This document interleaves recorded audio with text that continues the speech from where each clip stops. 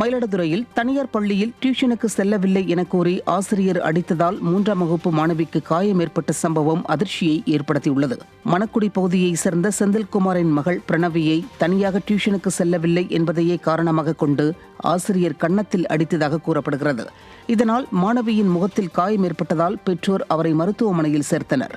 இந்த சம்பவத்தில் பள்ளி நிர்வாகத்திற்கு எதிராக நடவடிக்கை எடுக்க காவல்துறை மறுப்பதாக மாணவியின் பெற்றோர் குற்றம் சாட்டுகின்றனர். திறனற்ற திமுக அரசின் ஏவல் துறையின் இந்த செயல்பாடு மக்கள் மத்தியில் அதிருப்தியை ஏற்படுத்தியுள்ளது.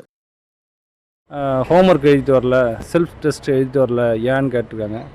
நான் எழுதலை, எனக்கு தலைவலிச்சுன்னு சொல்லியிருக்காங்க. தலைவலிச்சதுன்னா நீ வீட்டிலே இருக்க வேண்டியதானே, செத்து தொலை வேண்டியதானே, ஏங்க வந்து உயிரை வாங்குற அப்படின்னு கட்ட வார்த்தை சொல்லி திட்டிட்டு அடித்து கன்னத்தில் நகத்தால் பூரி காயம் ஏற்படுத்தியிருக்காங்க.